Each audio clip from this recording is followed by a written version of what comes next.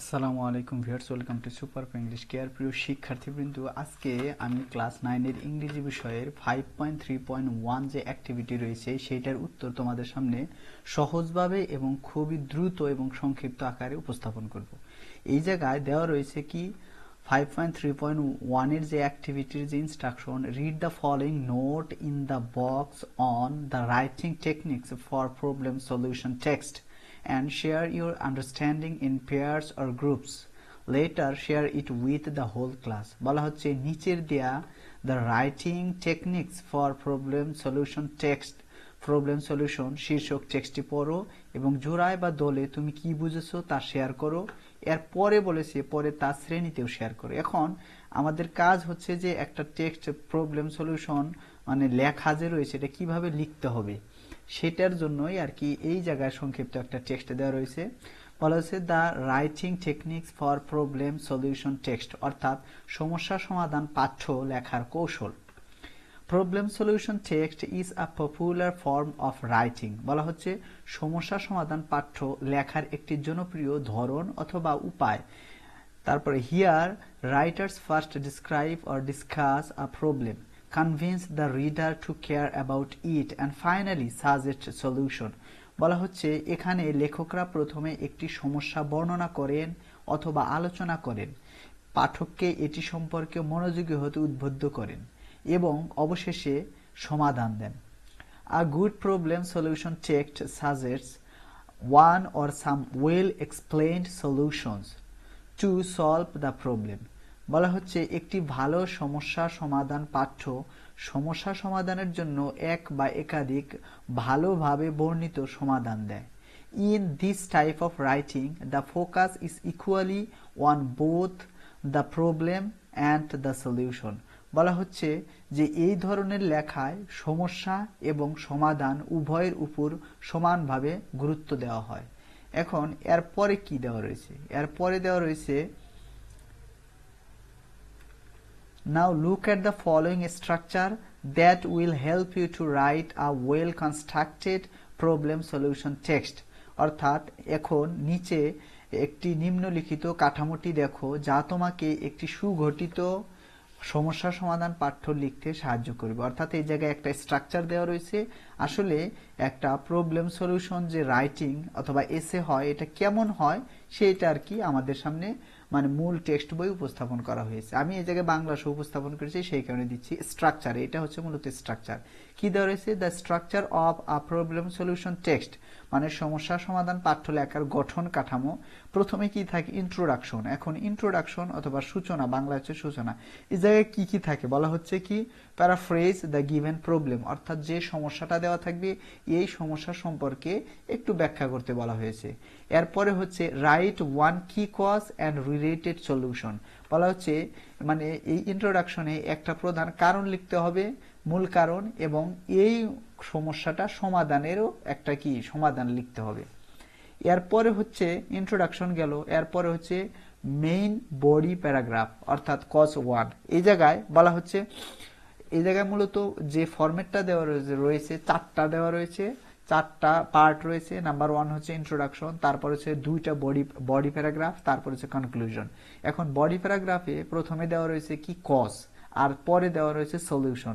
এখন এই জায়গায় কিন্তু নিচে বর্ণনা দেওয়া রয়েছে কি you can write different causes using different paragraphs, মানে একটা কজ এই জায়গায় দেওয়া রয়েছে। এখন তুমি চাইলে অথবা শিক্ষার্থীরা চাইলে যদি বড় করে লিখতে বলা হয় ওই সময় কি একটা কজ নিয়ে একটা প্যারাগ্রাফ লিখবে। তার মানে কি সে অনেকগুলো প্যারাগ্রাফ পড়তে পারবে। এটা স্ট্রাকচার হিসাবে শুধু দেওয়া রয়েছে দুইটা প্যারাগ্রাফ, মানে একটা হচ্ছে কজ আর একটা হচ্ছে সলিউশন, আর উপরে হচ্ছে ইন্ট্রোডাকশন আর শেষে হচ্ছে কনক্লুশন। এখন এই জায়গায় দেওয়া রয়েছে তুমি বিভিন্ন অনুচ্ছেদ ব্যবহার করে বিভিন্ন প্যারাগ্রাফ বিভিন্ন কারণ লিখতে পারো। এখন এই জায়গায় কি থাকবে? বডি প্যারাগ্রাফ, যে প্রত্যেকটা বডি প্যারাগ্রাফে কি কি থাকবে সেটা বলা হয়েছে। এখন এটা কজ বলা হয়েছে কি টপিক সেন্টেন্স থাকবে। টপিক সেন্টেন্সে কি থাকবে? স্টেট দ্য কজেস, মানে সূচনা বাক্যে কি কারণগুলো লিখতে হবে। এই জায়গায় যেহেতু একটাই দেওয়া রয়েছে, প্যারাগ্রাফ দেওয়া হচ্ছে, এই জায়গায় যে কারণগুলো রয়েছে সেগুলো লিখতে বলা হয়েছে। Explain the causes of the problem, মানে সমস্যার কারণগুলো কি করতে হয়েছে, ব্যাখ্যা করতে বলা হয়েছে। এই যে কারণগুলো বলা হলো এগুলো ব্যাখ্যা করতে বলা হয়েছে। গিভ অ্যান এক্সাম্পল, মানে একটি উদাহরণ দিতে বলা হয়েছে। এটা কিন্তু মেইন বডি প্যারাগ্রাফ, কজ মানে একটা গেল, 1 নাম্বার গেল। এরপরে হচ্ছে মেইন বডি প্যারাগ্রাফ 2, এটা হচ্ছে সলিউশন। এটা কজ ছিল, এটা সলিউশন। তাহলে এটা হচ্ছে সমাধান। তাহলে এই জায়গায় কিন্তু আবার বলেছে again you can write different solution using different paragraphs, মানে ওই যে কজের মতো এরকম আবার তুমি বিভিন্ন অনুচ্ছেদ ব্যবহার করে বিভিন্ন সমাধান লিখতে পারো। এখন এই জায়গায় কিভাবে লিখতে হবে এটা বলা হয়েছে যে প্রথমে থাকবে কি টপিক সেন্টেন্স। সো টপিক সেন্টেন্সে কি থাকবে, টপিক সেন্টেন্সে স্টেট দ্য সলিউশন, মানে এই যেহেতু সমাধান সম্পর্কে বলা হয়েছে যে সলিউশনগুলো উল্লেখ করতে বলা হয়েছে। তারপর explain the solution in relation to the problem, মানে সমস্যার সাথে সম্পর্কিত সমাধানগুলো কি ব্যাখ্যা করতে বলা হয়েছে। এরপরে হয়েছে গিভ অ্যান এক্সাম্পল, মানে একটি উদাহরণ দিতে বলা হয়েছে। সর্বশেষ হচ্ছে কনক্লুশন। এখন কনক্লুশনগুলো কি লিখতে হয়, কনক্লুশনে কিন্তু মেইন মানে পুরো অনুযায়ী যেগুলা ছিল, মানে বডি প্যারাগ্রাফ, ইন্ট্রোডাকশন এবং যেগুলা দেওয়া ছিল সেগুলোর কি পয়েন্টসগুলো সামারাইজ করতে হবে। এই জায়গায় নতুন কোনো ধারণায় অ্যাড করা যাবে না, মূল কথা হলো এটা। এই জায়গায় সেখানে বলা হয়েছে সামারাইজ দ্য কি পয়েন্টস কনক্লুশনে, মূল পয়েন্টগুলো সারাংশ লেখো। এখন এটা কিন্তু আমরা দেখলাম কি যে স্ট্রাকচারটা কেমন হবে। এরপরে আমাদের বই দেওয়া রয়েছে যে 4 স্টেপস, মানে একটা এসে লিখতে 4টা স্টেপস ফলো করতে বলা হয়েছে। এখন ওই জায়গায় অনেক বর্ণনা দেওয়া রয়েছে। এখন এই বর্ণনা পড়তে গেলে অনেক বেশি হয়ে যাবে, সময় লাগবে অনেক বেশি, সেই কারণে আমি সংক্ষিপ্ত আকারে বলে দিচ্ছি। অ্যানালাইজ দ্য কোয়েশ্চেন, অর্থাৎ এই জায়গায় বলা হচ্ছে যে কোয়েশ্চেনটা দেওয়া থাকবে, প্রবলেমটা দেওয়া থাকবে, ওই প্রবলেমটাকে আমাদেরকে আগে কি করতে বলা হয়েছে, অ্যানালাইজ করতে বলা হয়েছে, এবং ওই জায়গায় হেড ওয়ার্ড কি, কোনগুলো কি, এগুলো আর কি তুলে ধরতে বলা হয়েছে। এরপরে হচ্ছে জেনারেট আইডিয়াস, মানে আইডিয়া বলতে এর ওইটা সম্পর্কে একটু জট ডাউন, ব্রেন স্টর্মিং করতে বলা হয়েছে যে কি কি চলে আসে ওই প্রবলেম সম্পর্কে। এরপরে হচ্ছে আইডেন্টিফাই ভোকাবুলারি। ভোকাবুলারি বলতে বলা হচ্ছে যে ওই রিলেটেড কি কি ভোকাবুলারি আছে। এখন এরপরে হচ্ছে এগুলা ভোকাবুলারি, মানে এই 3টা স্টেপ করার পর, ধাপ অতিক্রম করার পর তারপরে রাইট দ্য এসে, মানে মূল এসেটা লিখতে শুরু করতে বলা হয়েছে। এখন এরপরে কিন্তু আমাদের একটা কি দেওয়া রয়েছে, মূল যে টেক্সট বই রয়েছে, টেক্সট বইয়ে একটা স্যাম্পল এসে লিখে দেওয়া রয়েছে।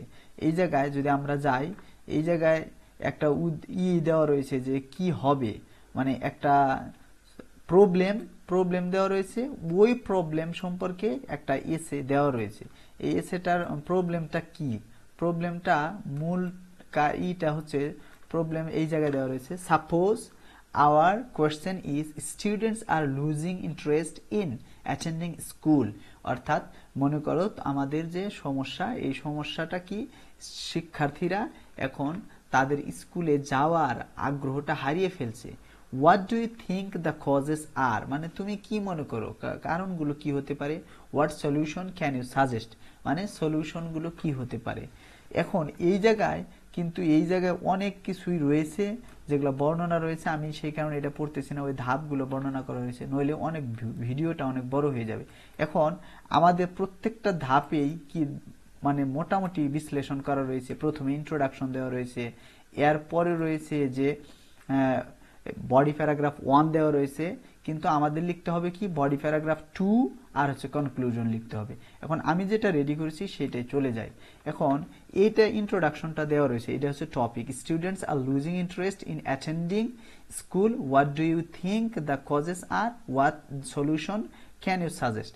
এখন এই জায়গায় ইন্ট্রোডাকশন যেটা দেওয়া রয়েছে, one of the problems facing our school is that students are losing interest in attending school, মানে যতগুলো সমস্যা এখন আমাদের স্কুলে মুখোমুখি হয়, মানে মুখোমুখি হচ্ছে, তার মধ্যে অন্যতম কারণ হচ্ছে কি শিক্ষার্থীরা স্কুলে যাচ্ছে না। The main reason for this is the lowest teacher student ratio, মানে এর প্রধান কারণ বলা হয়েছে যে এটার প্রধান কারণ হচ্ছে শিক্ষক এবং শিক্ষার্থীদের মধ্যে রেশিওটা কম, অর্থাৎ এই জায়গায় টিচার কম, স্টুডেন্ট বেশি। ইন আ ক্লাস, মানে একটা ক্লাসে on average there are 60 to 80 student, বলা হচ্ছে একটা ক্লাসে অ্যাভারেজ 60 থেকে 80 জন শিক্ষার্থী থাকে। সুতরাং it's not possible for a teacher to give attention and listen to all of their problems in the class, and a possible solution is to engage students in the classroom activities by using pair or group works. বলা হচ্ছে সুতরাং এটা অসম্ভব একজন টিচারের জন্য সকল শিক্ষার্থীর প্রতি মনোযোগ দেওয়া এবং সকলকে শোনা, তাদের সমস্যাগুলো শোনা, এবং এটার যে পসিবল মানে সম্ভাব্য একটা সলিউশন হচ্ছে কি শিক্ষার্থীদেরকে এনগেজ করার, অর্থাৎ তাদেরকে কাজে লিপ্ত করার প্রধান একটা উপায় হচ্ছে কি তাদেরকে কেমন কাজ দেওয়া, গ্রুপ ওয়ার্ক এবং পেয়ার ওয়ার্ক দেওয়া। এই ইন্ট্রোডাকশনে এটা কিন্তু বলে দেওয়া হয়েছে। এর পরের যে পার্ট আমরা জানি 2 নাম্বার পার্ট হচ্ছে body paragraph, main body paragraph 1। এখন এই জায়গায় এটাও কিন্তু বইয়ের মধ্যে দেওয়া রয়েছে, আমি বাংলা অর্থটা বলে দিচ্ছি। এখন বলা হচ্ছে কি Bangladesh is a populous country and we get a reflection of it in our classroom. বলা হচ্ছে বাংলাদেশ হচ্ছে কি একটি জনবহুল দেশ এবং এটার প্রতিফলন আমরা পাই কি আমাদের ক্লাসে গেলে। ইন আ ক্লাসরুম, একটা ক্লাসে দেয়ার are 60 to 80 students on average. বলা হচ্ছে একটা ক্লাসরুমে 60 থেকে 80 জন শিক্ষার্থী গড়ে রয়েছে। ফর আ টিচার, একজন মানে শিক্ষকের জন্য it's almost impossible to listen to everyone's problem, মানে প্রত্যেক শিক্ষার্থীর সমস্যা শোনা একজন টিচারের জন্য প্রায় অসম্ভব। অলমোস্ট মানে প্রায়। বিসাইডস, তাছাড়াও it is known that every student is unique and so are their problems. বলা হচ্ছে এছাড়াও এটা আমাদের সবারই জানা যে এক একজন শিক্ষার্থী হচ্ছে এক এক রকম, অর্থাৎ ইউনিক মানে অনন্য, এবং তাদের সমস্যাগুলোও ভিন্ন রকম। অ্যাজ এ রেজাল্ট, এর ফলে students become frustrated and do not get the motivation to attend school regularly. এর ফলে কি হয়, শিক্ষার্থীরা হতাশ হয়ে যায় এবং তারা মানে ক্লাসে স্কুলে নিয়মিত অংশগ্রহণ করার মতো আগ্রহ পায় না। We have a large class of 70। বলা হচ্ছে এই জায়গায় একটা উদাহরণ দিচ্ছে, আমাদের একটা ক্লাস রয়েছে 70 জনের একটা ক্লাস রয়েছে। এভরি ডে, প্রত্যেক দিন, I come to school earlier to sit on the front bench because from the back I can not listen to my teachers clearly. বলতেছে আমি প্রত্যেক দিন সকালে আগে স্কুলে যাই, কারণ হচ্ছে আমাকে প্রথম বেঞ্চে বসতে হবে।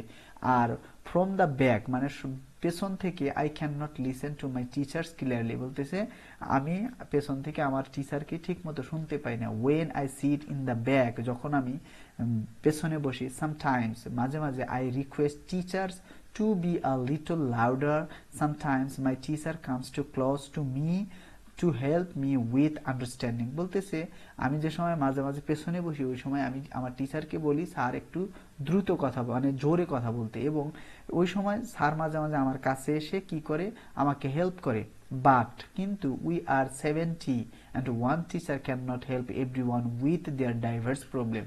বলা হচ্ছে কি আমরা হচ্ছে 70 জন, একজন টিচার ক্যান নট হেল্প সাহায্য করতে পারে না প্রত্যেককেই তাদের যে বিভিন্ন সমস্যা রয়েছে সেগুলো নিয়ে।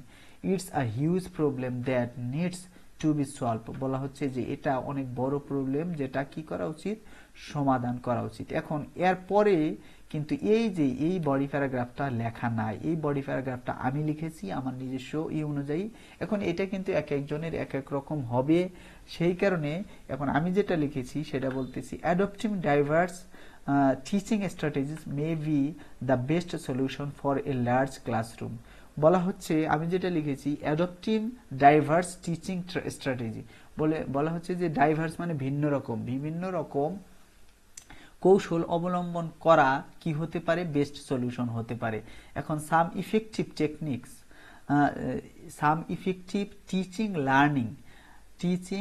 লার্নিং টেকনিক্স, বলা হচ্ছে টিচিং লার্নিং টেকনিক্স কি আছে, strategies are multimedia presentation, group presentation and using relevant visual AIDS.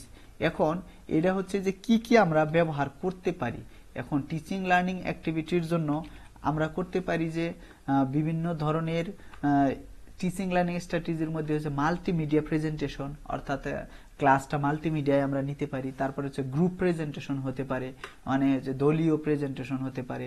আবার হতে পারে ইউজিং রেলিভেন্ট ভিজুয়াল এইডস, মানে যে জায়গায় দরকার সেই জায়গায় কি করতে পারি আমরা। ভিজুয়াল এইডস বলতে বিভিন্ন যেটা দেখা যায় আর কি, ওইরকম কিছু পিকচার হতে পারে, অডিও ভিডিও হতে পারে, যেটা শিক্ষার্থীরা দেখতে পারবে। এরপরে হচ্ছে when a class is conducted with multimedia presentation, students, মানে যখন কি হয় ক্লাসটা মাল্টিমিডিয়া প্রেজেন্টেশনের মাধ্যমে হয়, এই সময় স্টুডেন্টস বিকাম মোর অ্যাটেন্টিভ, শিক্ষার্থীরা কি হয় অনেক অ্যাটেন্টিভ হয়। বিসাইডস, তাছাড়াও ইন আ গ্রুপ প্রেজেন্টেশন, একটা গ্রুপ প্রেজেন্টেশনে এভরি স্টুডেন্ট, মানে প্রত্যেক শিক্ষার্থী becomes engaged to present his job, মানে তার কিন্তু কাজ থাকে, সেই কারণে সকল শিক্ষার্থী মানে গ্রুপ প্রেজেন্টেশন থাকলে তার কাজে নিমগ্ন হয়ে যায়, ইংগেজড হয়ে যায়। ফার্দারমোর, অধিকন্তু one group can evaluate the work of another group which makes the learning process supportive as well as positively competitive।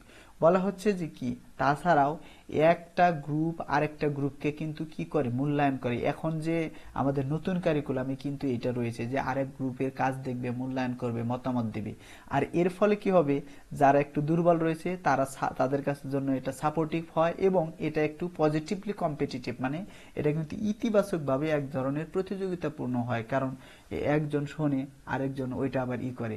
More importantly, মানে আরো গুরুত্বপূর্ণ কি, visual AIDS are very helpful to make a class vibrant and attractive, মানে এই যে visual AIDS এর কথা বলা হয়েছে এটা খুবই অ্যাট্রাকটিভ, মানে এটা খুবই হেল্পফুল একটা ক্লাসকে ভাইব্রেন্ট এবং অ্যাট্রাকটিভ করার জন্য।